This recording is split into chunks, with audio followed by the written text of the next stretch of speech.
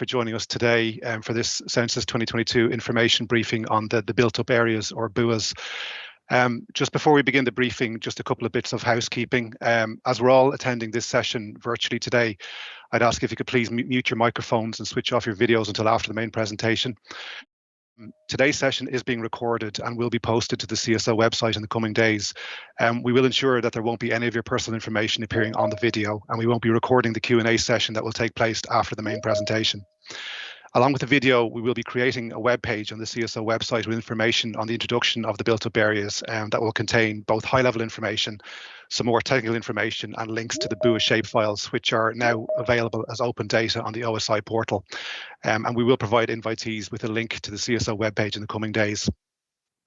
Okay, just to start with the introductions, my name is Cormac Halpin. I'm the Senior Statistician responsible for census outputs here at the CSO.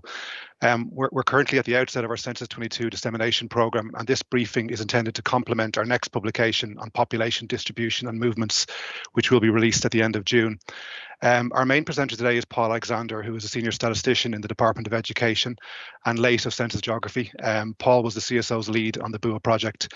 My colleague Deirdre Lynch is also with us today. Deirdre is the head of Census Dissemination here at the CSO and will pick up questions that you might have regarding our Census 22 dissemination programme.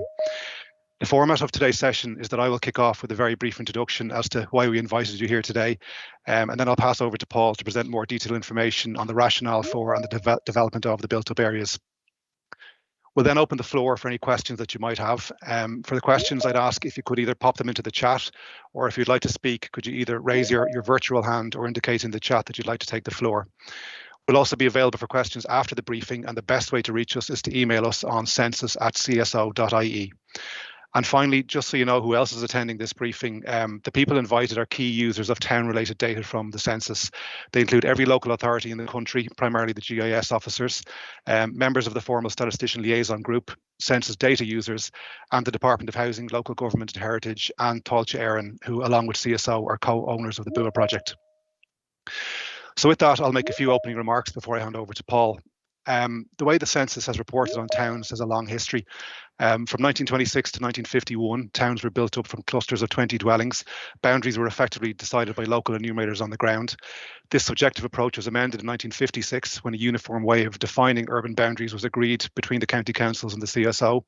From 1971 to 2006, census towns were redefined as a cluster of 50 or more occupied dwellings, where within a radius of 800 metres there was a nucleus of 30 occupied dwellings, along with a clearly defined urban centre.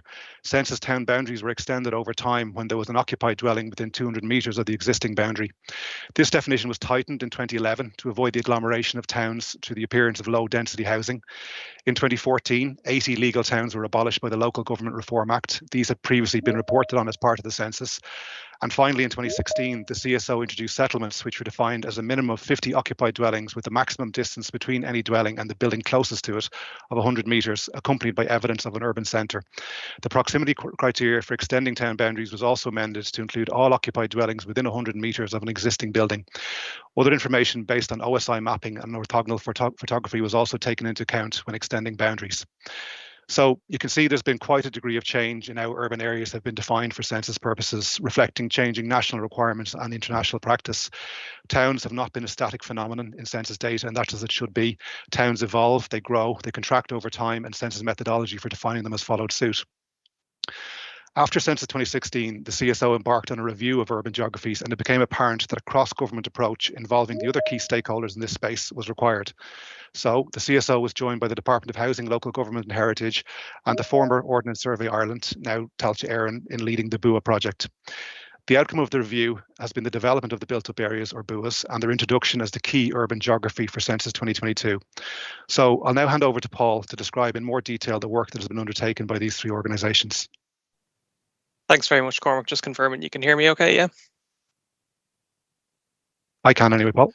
Brilliant, that's fine. So I'll kick off. Good afternoon, everybody. Just move this over to the side here. So as Cormac said, I'm Paul Alexander. I was within Census Geography with my colleague Kathleen Hanney. So we had two kind of geography statisticians. Kathleen looks after the address register. My job is to look after all census boundaries, both for data collection and for data dissemination. So it's mostly the dissemination side that you're probably interested in attending for this afternoon. So just to give you an overview of what I'll be talking about in this presentation, I have a couple of things that I want to run through. So firstly, I just want to talk in general about the different geographies that we have in Ireland, paying particular attention on focusing on what statistical geographies actually are and why we create them. And I want to try and talk a little bit about how one goes about defining urban in a broad sense, not just how CSO looks at the problem, but how other stakeholders in this area would look at it. I'll then move towards talking about statistical products, and that includes the new urban areas or built-up areas that Cormac has kind of highlighted there as part of the Census 22 dissemination programme. I then want to demonstrate an application that you can use that it's currently in a development stage at the moment, but eventually will be released for public consumption, where you can have a look and compare settlements to urban areas, to small areas, to electoral divisions and so forth. So it's a new offering that we're offering post-Census 2022 for our users to have a look at our statistical geographies and scrutinise them in a bit of detail, although many of the users here will be happy just to take the shapefile off open data and work away themselves. I'll then kind of sum up what some of the other changes were to our boundaries following Census 22, because as you know, after every census cycle, we modify our boundaries a little bit. So I just want to give you some of the high-level overview of what happened to small areas and electoral divisions following Census 22. I'll go through some of the frequently asked questions that kind of rose up while we were developing the built-up areas and give you some answers to those, and then we'll open it up to the Q&A, as Cormac said, and I'm sure my colleagues in CSO will be able to assist with that. So without further ado, let's just talk a little bit about the differences in geographies across Ireland for which the CSO produced statistics. So, of course, we're all familiar with the term official geographies, I think. These are boundaries that are defined effectively by law. So they appear in either legislation or as defined by a statutory instrument. So I have a map here on the side of the administrative counties that were defined in the 1898 Local Government Act. They've been amended, obviously, over time. So Cormac referenced the Local Government Reform Act 2014, which abolished many legal towns. It also set out the amalgamation of several county councils, and then the Local Government Act in 2019, which led to the expansion of Cork City Council into Cork County Council. We have other legal boundaries as well that we're aware of. The electoral divisions are defined in law, local electoral areas, constituencies, and our Gaeltachts as well.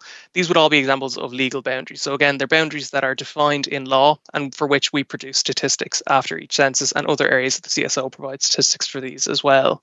But it's key to understand that the CSO have no input. We have no remit in law to define these boundaries whatsoever. So we just simply provide statistics for them, but we don't really have a say in how they are defined. We also have a raft of unofficial geographies in Ireland, and I suppose we need to acknowledge that these exist. I would call these broadly operational geographies. So probably the most well-known one is the map on the right here, which is the Air Code routing key regions. But they're an operational geography that are used by Unpost and by CAPTA for the development of the Air Code.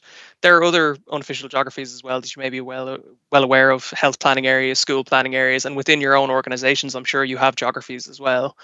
So the main point I'd make about these sort of operational geographies in Ireland is that we do provide statistics for some of these, but we don't really take a hand in defining where the boundary lies between one area and another. And again, these wouldn't be legally defined, so they can change over time, which can lead to particular issues with them. Moving forward, we'd like to try and get these onto an even keel. So if you are developing a new geography within your own area, I would encourage you to reach out to CSO if you're going to be using statistics as a key requirement for whatever area that you end up defining, and talk to the Census Geography team and Census Dissemination team before you do so. Then we have statistical geographies, and I would simply define those as those geographies that are defined by CSO. So we actually take a hold of drawing them and defining this is area A, this is area B, for the provision of statistical information. And that can include operational geographies, such as our enumeration areas, where we actually define areas where we're going to collect census forms and process them. The key difference between unofficial and statistical is that we try to align our geographies to the official boundaries because we feel that makes them more useful for our users. So if there is a legally defined county, we'll try and align any statistical geographies to the county boundary, for example. We have defined statistical limits that areas must adhere to. So if a particular area goes above or below a certain population, well, then we'll move in and we'll intervene and try and rationalize it. And we do that on an ongoing basis, and we take ownership over that.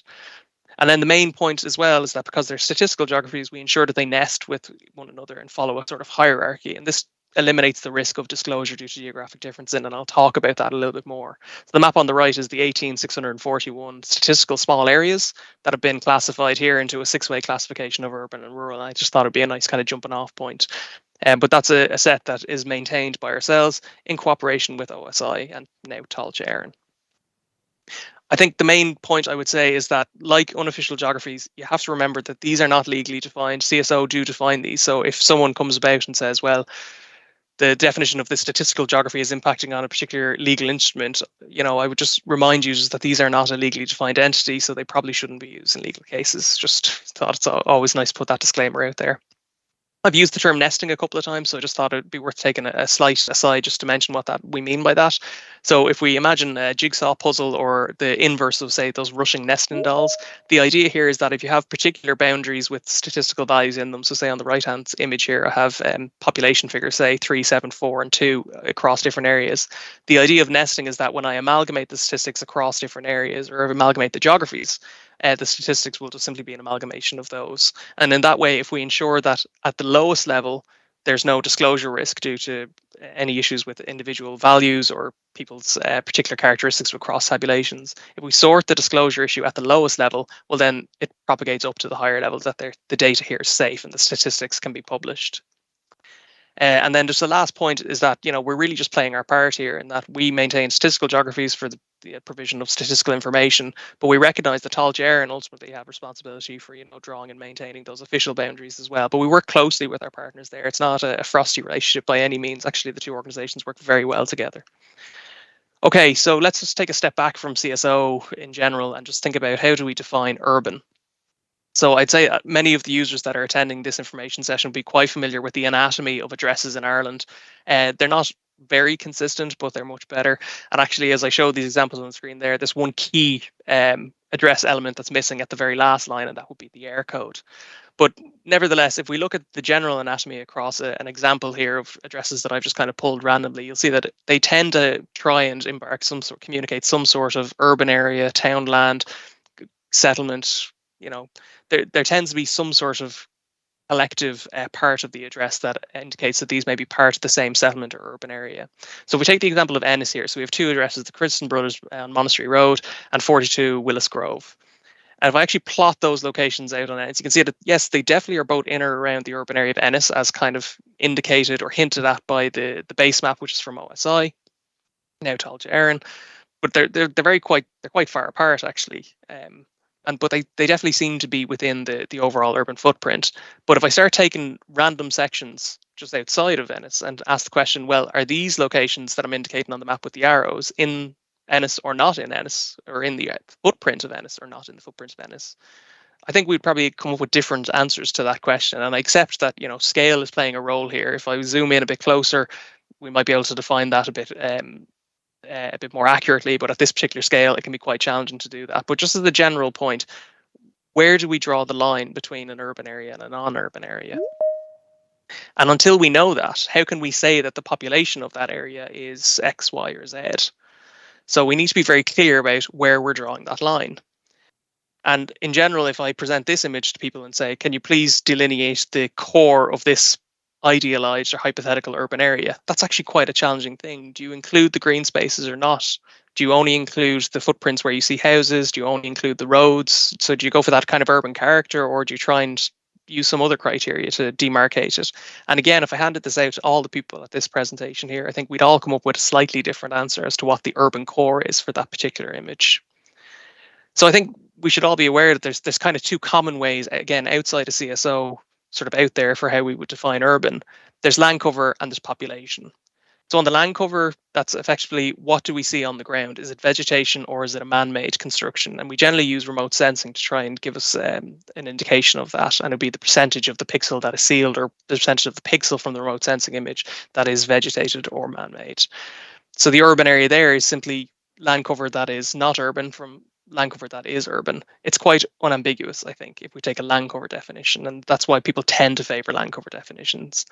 But population definitions of urban areas do exist, and they're used widely. UNECE defines them like this: an urban area, a built-up area, or urban agglomeration is a human settlement. It has a high population density. It has concentration of infrastructure. In the USA, they talk about urbanized areas. That's a continuously built-up area with a population of 50,000. So they've put in their criteria. When it reaches 50,000 or more, it now becomes an urbanized area. It's comprised of one or more places, central places, the adjacent densely surrounded area, the urban fringe, and it consists of places in non-place territory. I think you'd agree that between land cover is this pixel urban, or is it artificial, or is it man-made, is it natural, versus the definitions on the right. The idea of using population is much, much fuzzier. So this idea of having a high population density, well, who defines what's a high population density? And it seems to kind of be mixed in with land cover because it is referring to places. Continuously built up is something of an ambiguous term for me as well. And why is 50,000 the threshold there? It's not clear. And how far out does our urban fringe go? I mean, if we're talking about products being shipped in from outside of Ireland, from Europe into Dublin, well, then maybe our footprint actually extends beyond our shores, for example, in an urban area. So let's have a look now at the land cover, and what I've done on the right-hand map is I've actually put in the CSO settlement, because I think you could make some sort of argument that the CSO settlements in 2016 are a kind of population definition for urban areas. So again, we've plotted our 2 points, and it seems to agree that, again, both those points are within the urban area, be it a land cover definition, which is taken from the Korean dataset, or population definitions, such as the settlements. But then back to that example where I drew those lines and said, well, what about these other areas? Are they in or out of the urban area? And again, if I throw those footprints down, I think we could say on the first example, on the land cover basis using the Korean, it's outside of the continuous urban fabric. So no, that's not part of the urban area, but it is within that grey dashed line. So that's part of the population definition. On the other one, yep, that's definitely in for both. The next one, again, probably outside if you're taking a land cover definition, but in for population. And then on the last example, again, it's an issue of scale. I accept that, but we really just don't know, is that in or out? So the takeaway message, I'd say, when we're trying to define urban, when someone asks you where you live, it's actually not that straightforward, because the location on the ground doesn't necessarily reflect that we're in or out of an urban area. So it's not just a case of taking the address register and saying, well, we're just going to group addresses by the descriptor field, the townland field, and that'll be our urban definition. And then how we define urban is very, very objective as well, or subjective. The land cover definition to me certainly feels like a more data-driven way of doing things, whereas the population definition, which we rely on quite a bit, is a little bit fuzzier, and it can be quite inconsistent as we move across jurisdictions as well. Okay, so now just to move on to the changes or the new offerings that we have from the statistical products now post-2022. So just to recap what happens after the census, what we do after every census is we review all of our boundaries, the official ones and the unofficial ones. On the official side, again, we don't have any part of redrawing them, but we can ask, are we going to be able to provide statistics for those boundaries moving forward? So sometimes official geographies will include very small geographic areas, and if there's insufficient population or dwellings inside that area, well, then we can provide statistics for it. And I think the best example of that is the electoral divisions. The electoral divisions are defined legally, but we have to create a set of CSO electoral divisions in order to ensure that we meet those minimum population thresholds to ensure there's no disclosure risk. So every 5 years, we look at all the boundaries, the officials and the statistical and the unofficial ones as well. And we have a check to see, well, are we going to be in a position to provide detailed census information for all of those? And obviously the product that most of you will be aware of is the small area population statistics, or SAPS, where you have almost 800 variables for every area included within a geographical set. So we check to see if all those are within threshold. If they're over threshold, so the population of a particular area has gone too large, we split that area. Sometimes at the statistical small area, that means actually introducing a new small area into the set, because they're the smallest element for which we produce detailed statistics, so we end up splitting them. For others, if they're official or statistical, if they're under threshold, then we seek to merge them with their nearest neighbour, and we have to maintain topological rules when we do that. So again, small areas must nest to electoral divisions to local electoral areas, and so forth. And if the official boundaries change, we end up having to redraw our statistical boundaries to align to them if we're in a position to do so. That's done by the census geography team with input from census dissemination. And the partnership with, as I said, with Tailte Éireann is key there. We carry out the edits within census geography, but then we pass that boundary over to Tailte Éireann, who do quality checks for us. They generate our unique identifiers, our global unique identifier, our GUIDs, and that gets used across different government organisations. So the GUID that's defined is used by everyone, hopefully. And as I say, that relationship is just key, because they spot things that we wouldn't be able to spot when we're doing our checks. So what geographies do we provide statistics for? Well, it's the local electoral areas. So that's the set as defined in 2019. There was 166 areas, and the constituencies will be providing statistics for those based on the 2017 legally defined constituencies, and there's 39 of those currently.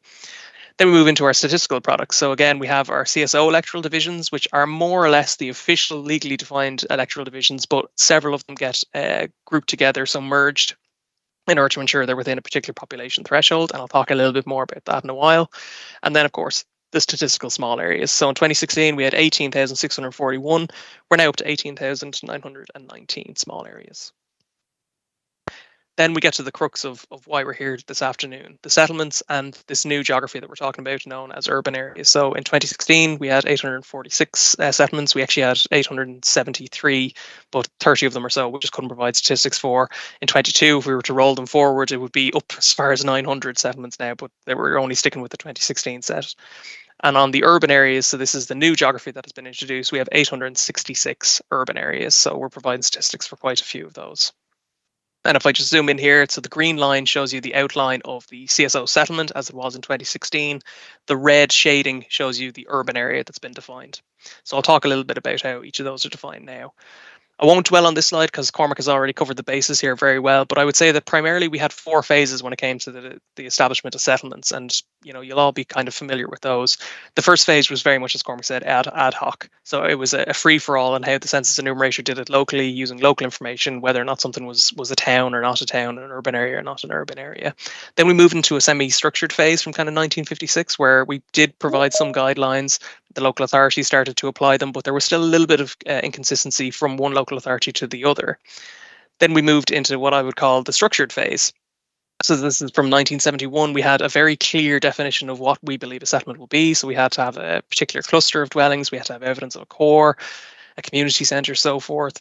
And I would say that now, post 2011, and again in the intervening period, we had the Local Government Reform Act in 2014, which abolished the legal towns. And I think that put a little bit of extra emphasis on this phase. And I would say that this is the kind of an evolving or reviewed, refined phase, where effectively people are poking at the definition that we've done for our settlement and saying, are they fit for purpose for particular policy objectives? Some of our users have started asking questions about, why did you draw a line here and not there? And this area is included in a settlement, whereas this state seems to be excluded from it. So people are kind of starting to feed back on the definition that we see, because ultimately the statistical definition that we have for urban areas appears to be the only one that we have. We don't have a legal definition anyway. So just to talk about some of the challenges now with the settlements and how they're defined. So if I give you a plan view, so imagine you're looking horizontally on a landscape, standing outside of an urban area and looking into it. So you see a kind of a densely built up core and then these houses on the outside. And the red dashed lines, if you were to look down on the map, this would be your outline of the settlement. So say this is how we've defined our settlement based on our criteria that we set out.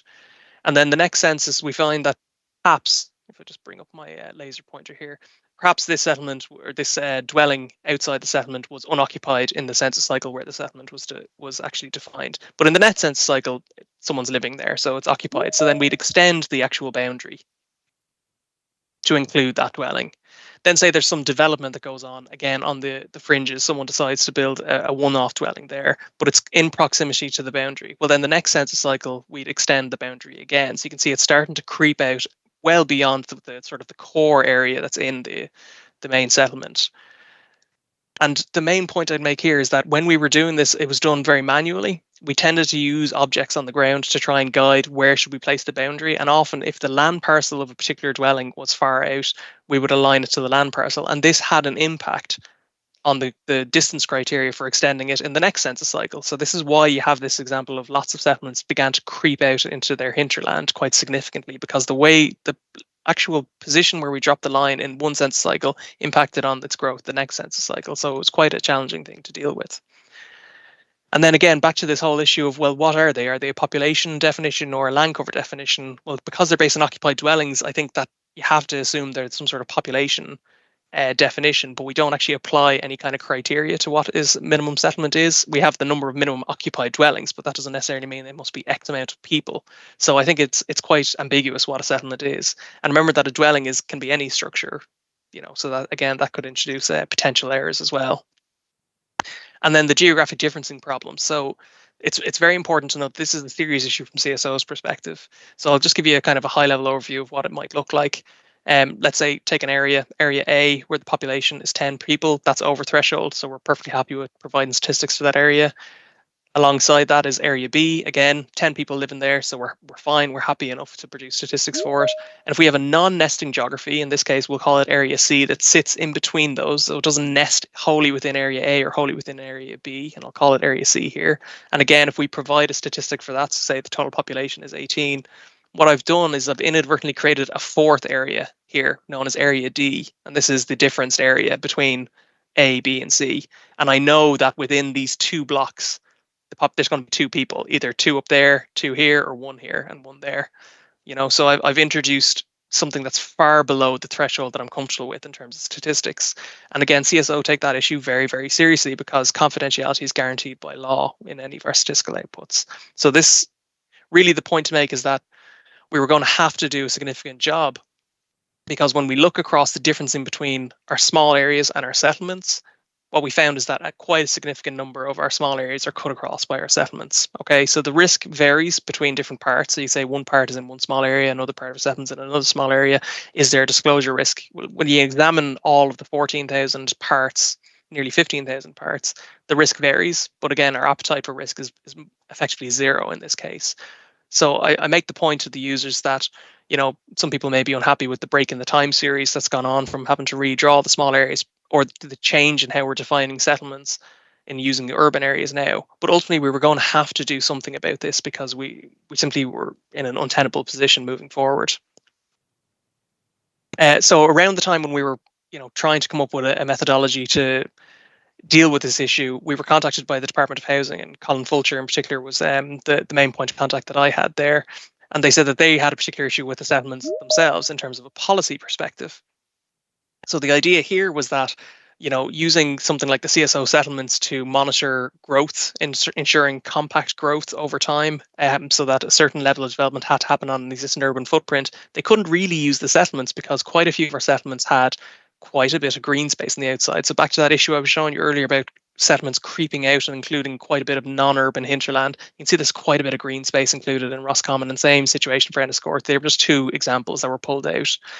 So knowing that we had to do something with our settlements, and we're going to do a significant exercise in redrawing them and trying to align them to our small areas, and this contact from Department of Housing was actually quite fortuitous. It just happened at a really nice time where we said, well, we're actually considering changing the settlements now. So we formed a technical working group between ourselves, Department of Housing, and OSI to look at how we could actually introduce a new geography, one that nested to small areas and eliminated the disclosure risk, but also more reflected the needs of our policy users.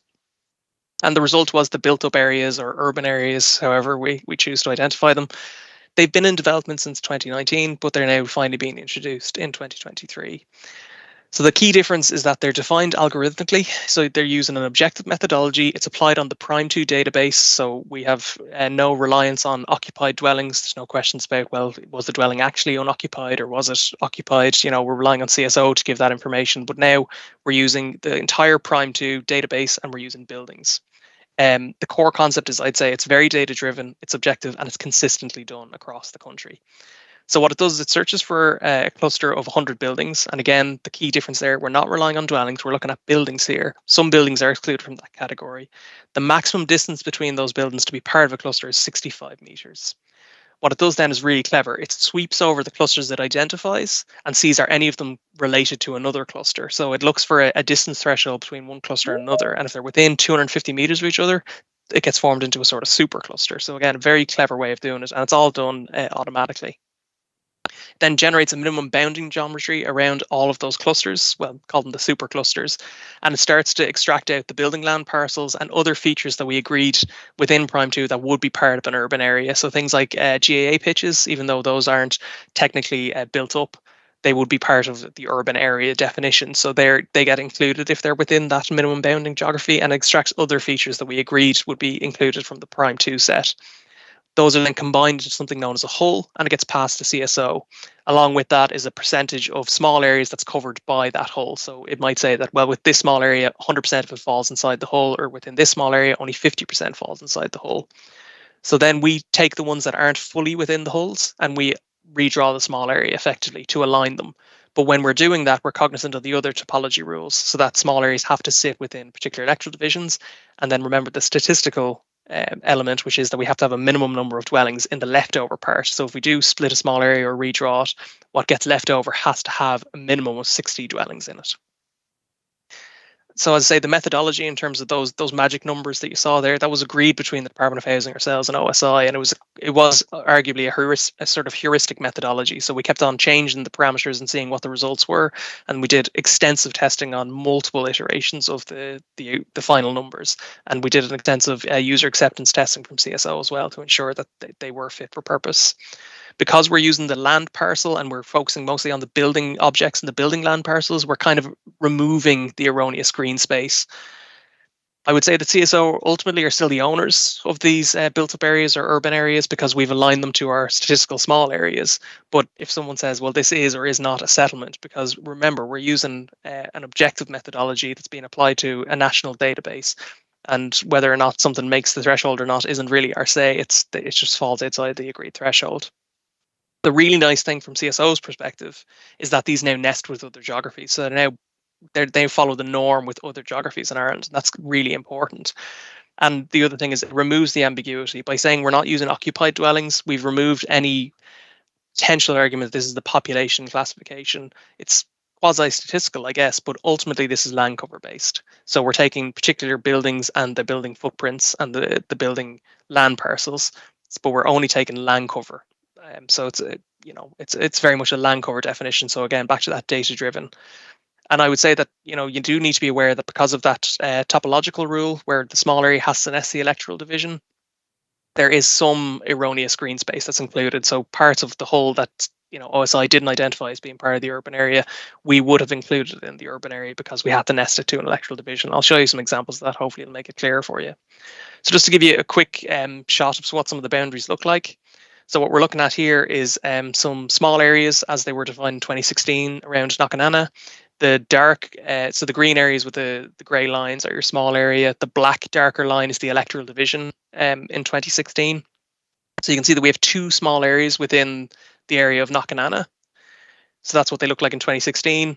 Having been past the hull from OSI, we then redrew the small area. So now one takes in pretty much all of the non-urban area outside of Knockananna, and one small area reflects the actual urban footprint. So again, that's following the hull that would have been passed to us by OSI. So we now have two small areas. One has become urban, one has become non-urban.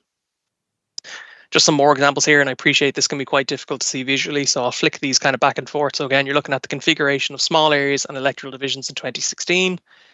And then 2022. So again, the redrawing exercise trying to reflect the actual urban footprint around that particular area.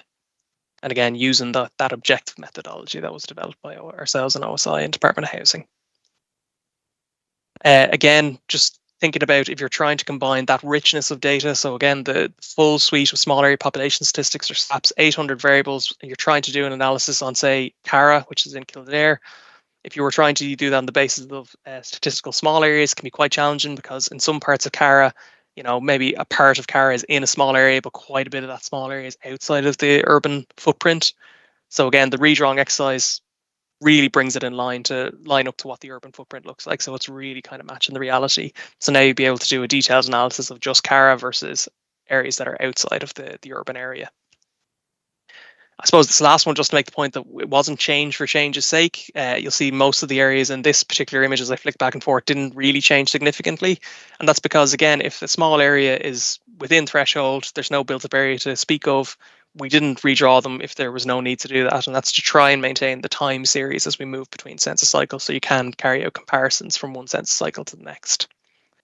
So if we look at some of the metrics, so this is the distribution of non-urban land cover, and again, that's using the Prime2 database to try and pull out particular objects that are urban and non-urban, and then you sum up the area by the settlements. So we have the distribution on the left and the cumulative distribution on the right. And you can see that the settlements actually have quite a lot of them have a lot of non-urban land cover included in them.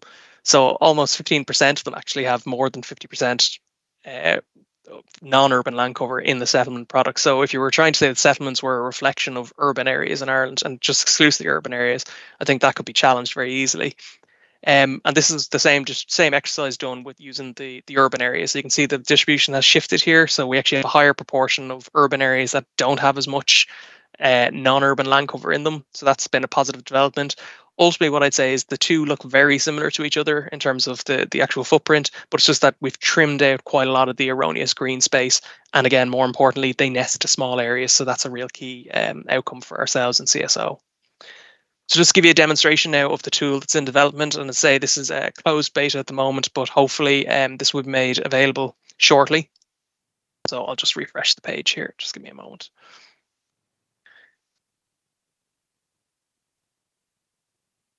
Okay, so you might be familiar with the StatMap application. We like an old splash screen in CSO. So when you land on the page, it'll kind of give you an outline of what the actual application has done and what it's trying to do. So if we just get in here. So the default view is it'll allow you to look at the settlement and the built up areas or the urban areas by kind of default. The way to use the application is very straightforward. You can search for either a place, an area code, an address, full qualified address, and so forth on the address bar up here. So we'll take my hometown at the minute, which is Lusk. So if you just search for Lusk there, it'll bring you in. If you have a look at the legend here, so areas that are in grey are your urban areas. Areas that are in red with the little dotted line on the outside is your settlement as it was defined in 2016. So I just cleared the location here. So you can see the difference between the urban area of Lusk as defined by ourselves in this new methodology, and then the settlements that was defined by ourselves in 2016. You can see there is, a few differences there. They're not insignificant from one another.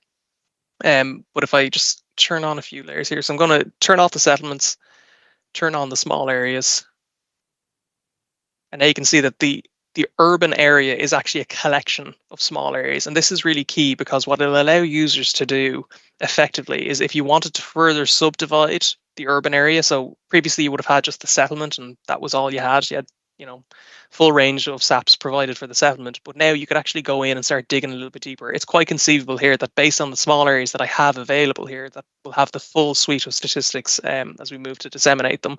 I could create an area within the urban footprint for, say, East Lusk, West Lusk, Central Lusk. I could start combining small areas in ways that suit my user needs. And that's a really exciting development. Whereas with settlements, you just had the settlement and that was it. Whereas because we're aligning them now to the urban footprint, the small areas are far more flexible. Other than just searching, I mean, you're all expert users, so you can just simply zoom in on particular areas that you're interested in. So I'll just kill the small areas here, bring back in the settlements. So again, looking at the settlement of Wexford versus the built-up area of Wexford, again, you can see there's quite a bit of difference here between the CSO definition of the settlement versus the objective definition of the built-up area. It's a tighter footprint. It more reflects the built-up area, I think, for Wexford. And I mean, the other thing you can do as well, so just reset the view, you can search by area code. So I'll just bring up a couple of sample area codes here. So I'll do the first one, which is, say, the Department of Education in Tullamore. So again, if you search by area code, what the search bar on the left is showing you is what statistical geographies that area code is actually sitting in, and same thing for addresses. So here I know that area code is sitting inside the urban area and it also sits inside the settlement. So that's quite a useful thing to know. But I suppose it is worth mentioning that there will be cases where an address sits inside a built-up area, but it isn't part of a settlement, and vice versa. So it was part of a settlement, but it's not within an a built-up area. So just take an example here. Just it's very close to Tullamore and Muckra. So this address is part of the built-up area that was defined, but not part of the settlement that was defined in 2016. And there will be examples of that, but I'll leave it to yourselves to actually, have a look at these in detail and come back with any observations that you have. But again, for me, the key takeaway there is that the nesting to the small areas is a really positive and powerful outcome and ensures that these things are going to be sustainable moving into the future. One last example that I would just talk about is, again, I mentioned sometimes we had to include a lot of areas that were outside of the hull that was provided by OSI, Tailte Éireann. So Sligo is the example here, so I'll just kill off the small area boundaries for a second. So you can see that the urban area of Sligo looks rather artificial there, and that's because of the dependency for that small area to nest to electoral division. So we know that we have certain bullseye electoral divisions. So this is where the electoral division is effectively a compass mark around a particular area. In some cases, we were able to deal with that. So I'd invite you to have a look at Naas versus Sligo. Within Sligo, there was nothing we could do, but within Naas, we were able to overcome this problem. But within Sligo, if I just show you the small areas here, you can see that there would have been particular areas that we could exclude. So we could have declared that entire small area there, just kind of on the northern part of Sligo, as being outside of the urban area. But if we did that, we would have been excluding quite a few dwellings, which we didn't want to do. So in general, if there was, 10 or 15 dwellings that would have been affected by that decision, we would choose to exclude the area because enough of the small area wasn't covered by the hull. But in this case, most of the dwellings there, actually all of them, were inside the OSI hull. So it wouldn't have been fair really to declare that area as outside of the urban area. So in this case, it was the lesser of two evils was to include that erroneous green space outside of Sligo rather than exclude those dwellings, because they were included in the OSI hull that was provided to us when we were undertaking that redrawing exercise. So hopefully that gives you some idea. I would in general say as well that they're quite similar to each other. There's some nuanced differences really, but ultimately these things are quite similar when you look at them side by side. Okay, just jump back into the presentation here. Okay, so coming towards the end of me talking and more over to you then to kind of give your feedback and your thoughts or ask some questions. I just want to talk about the changes to small areas and electoral divisions just more generally now, because as I said, it's part of the wider review that we do after every census. So there'll be a paper published soon that will outline what the changes to small areas were in detail. But again, as expert users, I know a lot of you will take the small area sets that are published on OSI Open Data now and just run with them and have a look at them yourselves. But I just wanted to flag something that hopefully you'll find useful in carrying out that comparison. So this is a summary of the changes that was done to small areas between 2016 and 2022. So again, we're looking at the cumulative distribution of the number of occupied dwellings and the proportion of small areas that fall within that threshold. In general, what we've done with small areas is we've kind of allowed them to grow a little bit, so they're still within threshold. So the threshold being 60 to 120 dwellings on average, but we've really tightened up the ones that fell below threshold. So that's why we had quite a lot of small areas that were merged together this time around, because we're trying to bring them to a minimum of 60 dwellings. But we did allow them to grow in some cases, and we would have split quite a few as well. So in the boundary files that you'll find on open data, just to bring your attention, there'll be a field in there which is a change code, so just to draw your attention to that. So there's 5 values that are possible within that. So a code 0 indicates no change. So that small area is the exact same as it was in 2016 as it is in 22, for which we're producing statistics. And you can see the vast majority of our small areas we left alone because they were within threshold, they were perfectly fine, there was no urban area around there that we had to deal with, or the urban area was wholly covering that small area, so we were able to just leave it alone. Code 1 means that we had to split that small area from its version in 2016. So it's not the same as it was in 2016. We had to introduce a split because it had obviously gone over threshold. 701 small areas were split. Code 2 means we had to merge, and again, quite a few small areas were merged this time around because we were trying to tighten up that the issue of them being below threshold. Code 3 and 4 are new to the census cycle, so this is indicating where we've redrawn. Code 3 means we redrew the small area, generally to align to an OSI hull, so to basically bring it in within the urban area. Quite a significant proportion there, and in Code 3 it tells you that some dwellings would have moved between small areas when we did that redrawing exercise, so be very cautious in comparing data from 2016 to 22 for that small area. Code 4, again, I think users should be cautious when they're comparing values between 2016 and 2022. But in general, this indicates that it was a fairly insignificant redraw in that we just tweaked it with maybe some unoccupied land around a particular urban area just to bring it in line with that OSI hull. So we now have 18,919 small areas in the set, as described there.